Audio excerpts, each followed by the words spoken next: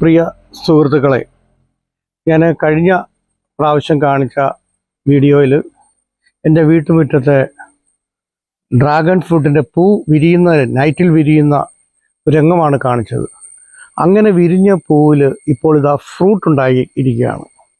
ഇതിൻ്റെ ഈ ഡ്രാഗൺ ഫ്രൂട്ടിൻ്റെ പഴം ഞാൻ ചെത്തി നമുക്ക് ഇതിൻ്റെ ടേസ്റ്റ് ഒന്ന് നമുക്ക് നോക്കാം.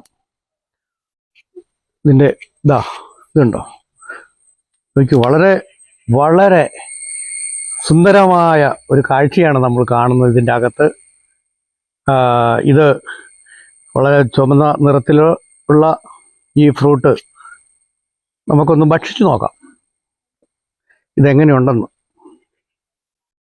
അപ്പം നിങ്ങൾ എൻ്റെ കൂടെ ഉണ്ടായിരുന്നെങ്കിൽ നിങ്ങൾക്ക് ആദ്യം നിങ്ങളെ ടേസ്റ്റ് ചെയ്തിട്ട് ഞാൻ ടേസ്റ്റ് ചെയ്യാമായിരുന്നു. ഞാൻ ടേസ്റ്റ് ചെയ്ത് കാണിക്കുകയാണ്.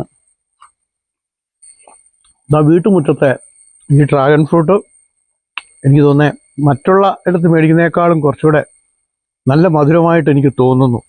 ഫ്രഷായിട്ടുള്ള സാധനം.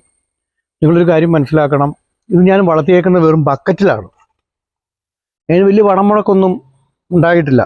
ഈ ബക്കറ്റിനകത്ത് 20 ലിറ്ററിൻ്റെ ബക്കറ്റിനകത്ത് ഞാൻ ഇത് വളർത്തി എൻ്റെ വീട്ടുമുറ്റത്തെ ഈ പഴയ മതിലിൽ ആണ് ഇതെല്ലാം കയറി പിടിച്ചിരിക്കുന്നത്. അതിൻ്റെതായ വേരുകളൊക്കെ നിങ്ങൾക്ക് ഇവിടെ കാണാൻ പറ്റും.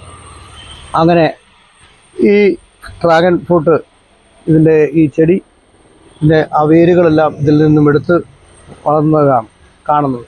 ഇനി ഇത് ഇങ്ങനെ ഞാൻ പിടിപ്പിച്ചിരിക്കുകയാണ്. അവിടെയൊക്കെ ഡ്രാഗൺ ഫ്രൂട്ട് ഉണ്ടായിട്ടുണ്ട്. നിങ്ങൾക്ക് നോക്കിയാൽ അറിയാം, ഇവിടെയെല്ലാം ഡ്രാഗൺ ഫ്രൂട്ട് ഉണ്ടായിട്ടുണ്ട്. ഇനി ഇതാ അടുത്ത ഡ്രാഗൺ ഫ്രൂട്ടിൻ്റെ ഒരു പൂവാണ്. ഞാൻ നേരത്തെ കാണിച്ചേക്കുന്ന പോലുള്ള ഒരു പൂവാണ്. അത് വിരിയാറായി വരുന്നുണ്ട്. എല്ലാവർക്കും ഈ ഒരു രംഗം നിങ്ങളെ കാണിക്കുന്നു.